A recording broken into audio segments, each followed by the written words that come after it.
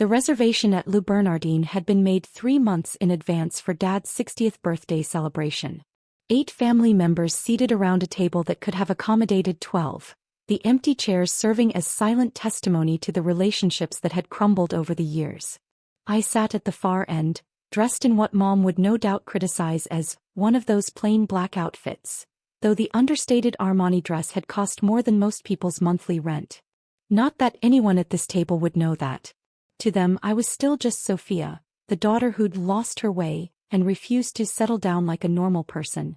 60 years, Dad said, raising his wine glass with the practiced ease of someone accustomed to being the center of attention. I never thought I'd see this day, especially not surrounded by such a beautiful family. The toast felt hollow, considering the tension that had been building throughout dinner like a storm system gathering strength. My presence had been tolerated rather than welcomed. Every attempt at conversation met with polite indifference or outright dismissal. To Richard Williams, Mom added, her voice carrying the authority of someone who'd spent 35 years as the perfect corporate wife. The most successful man I know and the father of 2 wonderful children. 2 children. Not 3. The omission was deliberate and cutting. My older brother Derek raised his glass enthusiastically, basking in the implied praise. At 38 he was everything my parents had hoped for in a son: Harvard MBA, senior partner at a prestigious law firm, married to the right kind of woman with the right kind of pedigree. His wife Jennifer smiled adoringly beside him, their 2 young children seated between them like perfect accessories to their perfect life. My younger sister Melissa, 27 and recently engaged to a hedge fund manager, completed the picture of family success. She was everything I wasn't: blonde where I was brunette, social where I was private, conventional where I was, well, whatever I was. And here's to family, Derek added, his voice carrying just enough edge to let me know the comment was directed at me. The people who stick together through thick and thin, who share the same values and priorities. I took a sip of my wine, a 2015 Bordeaux that retailed for $400 a bottle, though the restaurant had marked it up to $800. I'd noticed the price when Dad ordered it, wincing slightly at the cost. It was a tell that spoke volumes about the family's financial situation, though none of them realized I'd caught it. Speaking of family, Mom said, her voice taking on the pointed tone that always preceded an attack, we need to discuss something that's been weighing on your father and me. Here it comes, I thought, setting down my wine glass and preparing for whatever fresh humiliation they'd planned for Dad's birthday celebration. Sophia, Mom continued, turning her attention to me with the kind of cold focus usually reserved for particularly stubborn stains, we've been patient with your phase for far too long. Pie phase. This whole independent woman act. The refusal to get married, the mysterious job you won't talk about, the way you've isolated yourself from the family. I'm sitting right here. Physically, yes. But emotionally, spiritually, you've been absent for years. I looked around the table at the faces I'd grown up with, searching for any sign of support or understanding. Derek was studying his dessert like it contained the secrets of the universe. Jennifer was checking her phone. Melissa was reapplying lipstick. Even Dad seemed uncomfortable, though he wasn't intervening. I've been building a life, I said quietly. What kind of life? Mom demanded. You live alone in some apartment downtown, you work at a job you refuse to discuss. You don't date anyone we've met. That's not a life, Sophia. That's hiding. Maybe I'm hiding because every time I try to share something with this family, it gets dismissed or criticized. We've never criticized you unfairly. The denial was so breathtakingly untrue that I almost laughed. Really? Because last Christmas, when I mentioned my work was going well, Dad asked when I was going to get serious about my future and find a husband. That was practical advice, Dad interjected, speaking for the first time in several minutes. A woman needs security, Sophia. Financial stability. A partner to build a life with. I have financial stability. Do you? Because from what we can see, you're barely getting by. The assumption was so far from reality that I felt dizzy. I made more money in a month than Dad made in 3 years, but they'd constructed this narrative about my struggling finances based on my modest lifestyle and refused to consider any alternatives. How would you know what my financial situation is? We have eyes, sweetheart, Mom said with the patient condescension of someone explaining basic concepts to a slow child. You drive a 10-year-old car, you live in a studio apartment, You shop at regular stores instead of the places where successful people shop. Maybe I like my car. Maybe I prefer my apartment.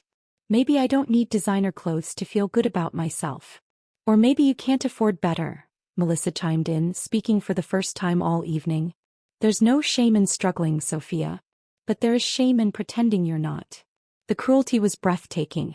Here was my own sister whom I'd helped pay for law school just 2 years ago, suggesting I was too poor to afford a decent lifestyle. I'm not struggling, I said firmly.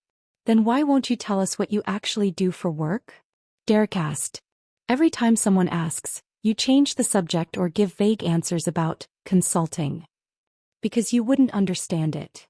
Try us, Mom challenged. We're not stupid despite what you apparently think. I considered my options. I could tell them the truth, that I was the founder and CEO of Meridian Global, a technology company worth $4.7 billion. That I employed over 8,000 people across 6 countries. That I'd been featured on the cover of Fortune magazine as one of the youngest female billionaires in history. But I'd learned over the years that sharing my successes with this family only led to new forms of criticism. When I tried to tell them about my first $1 million deal, Dad had lectured me about the dangers of risky investments. When I'd mentioned my company's rapid growth, Mom had worried about the stress I was putting myself under. When I'd been honored by the Chamber of Commerce, they'd suggested I was showing off. I develop software solutions for large corporations, I said, which was technically true if dramatically understated. Software, Mom repeated with the same tone she might use to say, garbage collection. And that pays enough to support yourself? It pays enough. But not enough to buy a proper car or a decent apartment. My car and apartment are fine. They're not fine, Sophia, Dad said, his voice taking on the authoritative tone he'd perfected during 30 years of corporate management. They're the choices of someone who's given up, someone who's settled for mediocrity. Or someone who has different priorities than you do. What priorities? Mom demanded. Because from where we're sitting, it looks like your only priority is avoiding responsibility. Responsibility for what? For growing up. For becoming the woman we raised you to be. For finding a husband and starting a family like normal people do. The conversation was spiraling into familiar territory, the same arguments we'd been having for years, the same disappointments and recriminations that defined every family gathering. What if I don't want a normal life?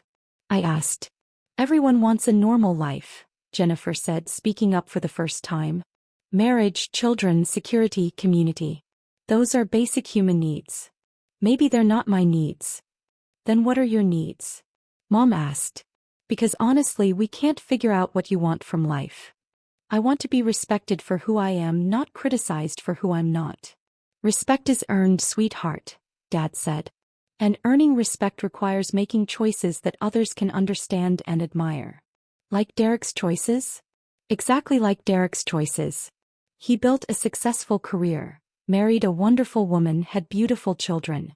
He's contributing something meaningful to the world. And I'm not. Are you? The question hung in the air like a challenge. I thought about the educational software my company had developed that was now used in schools across 43 countries. I thought about the medical diagnostic tools that had helped doctors save thousands of lives. I thought about the renewable energy platforms that were reducing carbon emissions around the globe. But I also thought about every time I tried to share these accomplishments with my family, only to have them dismissed, minimized, or ignored. You know what? Mom said suddenly, her voice taking on a finality that made my stomach clench. I think we've been enabling this behavior long enough. What behavior? This refusal to grow up, to take responsibility, to become a productive member of society. I am a productive member of society. Are you? Because productive members of society don't hide their lives from their families. They don't make mysterious references to work they won't explain. They don't choose isolation over connection. The attack was gaining momentum now, and I could see the agreement in the faces around the table. Even Dad, who'd always been the gentler parent, was nodding along. I think it's time for some tough love, Mom continued. Time to stop pretending that your choices are acceptable just because they're yours. What are you saying? I'm saying that until you decide to rejoin the real world, to make decisions that show you value family and stability and normal human connections, we're done enabling your delusions. Why delusions? Your delusion that you can live however you want without consequences. Your delusion that family doesn't matter. Your delusion that success means something other than building a life that others can respect and admire. The restaurant around us was full of other families celebrating milestones, other groups of people who presumably loved and supported each other. At the table next to us, a young couple was toasting their engagement. Behind us, 3 generations of a family were laughing together over shared stories. And here we were, having what felt like a public execution disguised as a birthday dinner. So what exactly are you proposing? I asked, though I was afraid I already knew. We're proposing that you take some time to think about what really matters in life, Derek said, apparently having been elected as the family spokesperson. And until you figure that out, we think it's best if you don't attend family gatherings. You're uninviting me from family events? We're giving you space to grow up, Mom said. Sometimes people need to experience natural consequences before they make better choices. And if I don't make the choices you want? Mom's face hardened into an expression I'd never seen before, cold, final, and completely without warmth. Then you're dead to us, she said with devastating calm. We'll proceed as if we have 2 children instead of 3. The words hit me like a physical blow. I'd endured years of criticism, disappointment, and passive-aggressive commentary, but this was the first time they'd explicitly threatened to disown me. You're serious, I said, though it wasn't really a question. Completely serious, Dad confirmed. We love you, Sophia, but we won't continue to enable behavior that's destructive to you and painful for us. Destructive to me? Yes. You're 34 years old, unmarried, apparently barely employed, living in isolation. That's not healthy. And painful for us, Mom added, because we have to watch you waste the potential we worked so hard to develop. I looked around the table one more time, seeing my family clearly for perhaps the first time in years. They weren't concerned about my happiness or well-being. They were embarrassed by my failure to conform to their expectations. So this is it? I asked. Shape up or ship out? This is us loving you enough to set boundaries, Jennifer said, apparently feeling qualified to comment on family dynamics she'd been part of for less than 10 years. Boundaries, I repeated. Healthy boundaries, Melissa agreed. You can't just do whatever you want and expect everyone else to pretend it's normal. The irony was overwhelming. Here I was being lectured about normal behavior by a family that was disowning their daughter at a public restaurant on her father's birthday. I understand, I said quietly, reaching for my purse. You've made your position very clear. Where are you going? Mom asked. Home. I think I've heard enough. Sophia, wait, Dad said, though he made no move to get up. We don't want this to end badly. How did you want it to end? With you understanding that we're doing this because we care about you. No, you're doing this because you're ashamed of me. There's a difference. I stood up from the table, aware that other diners were beginning to notice the drama unfolding at our corner table. A family implosion at Le Bernardin would provide excellent gossip for the social circles my parents inhabited. Sophia, Mom said as I prepared to leave, I want you to think very carefully about your next move. Because once you walk out that door, things will be different between us. They already are different, I replied. You just made that clear. We're giving you a choice. Come back to the family as a responsible adult, or don't come back at all. Then I guess I won't be coming back. I turned to walk away, but Mom's voice stopped me. Sophia, I meant what I said. If you leave now, you're dead to us. From this moment forward, we have 2 children, not 3. The finality in her voice was unmistakable. This wasn't a negotiating tactic or an empty threat. They were prepared to erase me from the family entirely rather than accept me as I was. I understand, I said, and I meant it. As I walked toward the restaurant's exit, I heard Mom speaking to the remaining family members in a voice that carried clearly across the dining room. From now on, everyone is to ignore her completely. She's dead to us. We don't speak to her, we don't acknowledge her, we don't respond to any attempts at contact. As far as this family is concerned, Sophia Williams no longer exists. The cruelty of making such an announcement in public with other diners listening was breathtaking. But it was also clarifying. After years of wondering whether my family truly loved me or simply loved the idea of who they thought I should be, I finally had my answer. I was almost to the door when Marcus entered the restaurant. At 6'4" with the build of someone who'd spent 20 years in military special operations, Marcus commanded attention wherever he went. His presence in the elegant dining room was like a boulder dropped into a still pond, impossible to ignore and completely transformative of the environment. "Ms. Williams," he said in his calm, professional voice, "your helicopter is ready." Every head in the restaurant turned. Conversations stopped mid-sentence as diners stared at the unexpected intrusion of what was clearly high-level security into their refined evening. "Thank you, Marcus," I replied, my voice carrying clearly across the suddenly silent dining room. "I'll be right there." "Of course, ma'am." "We're cleared for immediate departure to the helipad. Your pilot confirms weather conditions are optimal for the flight to the Hamptons." Behind me, I could hear the sharp intake of breath from my family's table. The Hamptons. A helicopter. A bodyguard who spoke with the crisp efficiency of someone accustomed to protecting very important people. "Ms. Williams," said James, the sommelier who'd been serving our table, approaching with obvious excitement. "I don't mean to intrude, but aren't you the billionaire from the news? The one who just donated $50 million to the children's hospital?" The question rang out across the restaurant like a bell, and I could feel the atmosphere change as recognition dawned on faces throughout the dining room. "I prefer to keep my charitable activities private," I said diplomatically. Of course," James said, practically vibrating with excitement. "It's just that we're so honored to have you dining with us. The entire staff has been talking about the hospital donation. My nephew was treated there last year, and knowing that facility will be expanded because of your generosity. I'm glad I could help," I said simply. From my family's table, I heard what sounded like a wine glass hitting the floor. "Marcus," I said, turning back to my bodyguard, "has the car arrived for my guests?" "Yes, ma'am. The Bentley is waiting outside for Mrs. Patterson and her children." "Mrs. Patterson?" "That would be Margaret Patterson, the recently widowed mother of 3 whose husband had died in a car accident 6 months ago. I'd been quietly paying for her children's private school tuition and her mortgage while she got back on her feet." "And the college fund transfers?" "Completed this afternoon, ma'am. All 5 scholarships have been fully funded. 5 full college scholarships. Another $2.3 million in anonymous donations that would change 5 families' lives forever." The restaurant had gone completely silent now.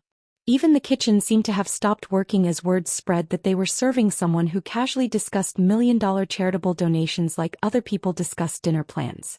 "Excuse me," said a voice behind me. I turned to see a woman in an elegant cocktail dress approaching hesitantly. "I'm Sarah Davidson from the Times. Could I possibly ask you about the renewable energy initiative you announced last week?" "The Renewable Energy Initiative. My company's $500 million investment in developing clean technology for underserved communities." The announcement had made headlines across the business world. "I prefer not to discuss business during personal time," I said politely. "Of course, I understand. It's just that the impact on climate change research could be revolutionary." "Ms. Williams," Marcus interrupted smoothly, "we should depart soon to avoid air traffic delays." "You're right," I agreed. "Thank you for a lovely evening, James. Please add a 20% gratuity for the staff." 20% of the bill, ma'am? 20% of the restaurant's gross revenue for tonight. Distribute it among all the employees. The number I just casually mentioned was easily $50,000 or more. James looked like he might faint. As Marcus and I walked toward the exit, I could hear the explosion of conversation behind us. 30 seconds ago, I'd been Sophia Williams, the family disappointment who couldn't afford a decent car. Now I was Sophia Williams, billionaire philanthropist who traveled by helicopter and made donations larger than most people's annual salaries. "Ma'am," Marcus said quietly as we reached the door, "your family appears to be in some distress." I glanced back at their table. Derek was on his phone frantically typing. Jennifer was staring at me with her mouth open. Melissa looked like she'd seen a ghost. Mom and Dad were frozen in their chairs, apparently unable to process what they'd just witnessed. "They'll be fine," I said. "They've just learned something new about someone they thought they knew." "Should I expect contact attempts?" "Almost certainly. But let's give them some time to process before we deal with that." As we stepped outside into the cool evening air, I could see the helicopter waiting on the nearby rooftop helipad, its rotors already spinning. The sight never got old. the symbol of a freedom I'd worked decades to achieve. "Where to tonight, Ms. Williams?" Marcus asked as we approached the Bentley that would take us to the helipad. "Home," I said. "And Marcus?" "Turn off my phone for the weekend. I have a feeling I'm going to be getting a lot of calls." The helicopter ride to my estate in the Hamptons took 18 minutes. From the air, I could see the lights of the massive property I'd purchased 3 years ago, 47 acres of oceanfront land with a main house, guest houses, stables and private beach. It was the kind of estate that appeared in architectural magazines and celebrity gossip columns. The kind of place where world leaders held summits and tech billionaires hosted charity galas. It was also the kind of place that my family had never seen because they'd never bothered to ask where I lived or what my life actually looked like.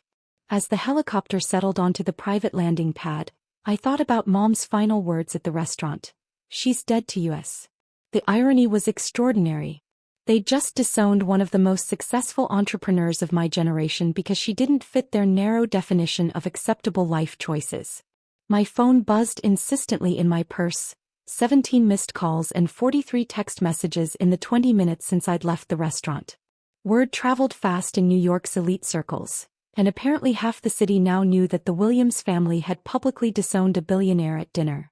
I ignored the messages and walked into my house, where my assistant had left the weekend briefing materials on my desk. 3 board meetings next week, a charity gala in Los Angeles, a speech at Harvard Business School, and a dinner with 2 heads of state who were visiting New York for the United Nations Assembly. This was my life.